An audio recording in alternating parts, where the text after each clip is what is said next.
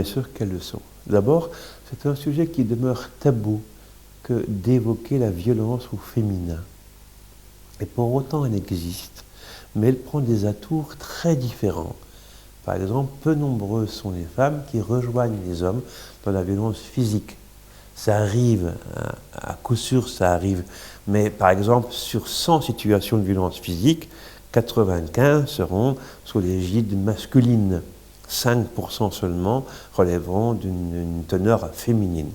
Par contre, on va voir des formes de violence très féminines sous les formes d'humiliation, la violence psychologique, le rapt des enfants, l'aliénation parentale en fait partie, par exemple, mais aussi dans le couple les silences, le chaud et le froid, la présence suivie d'une absence, le fait de donner tout puis de reprendre tout, le fait de conduire un homme à de l'impuissance, et l'impuissance rend fou.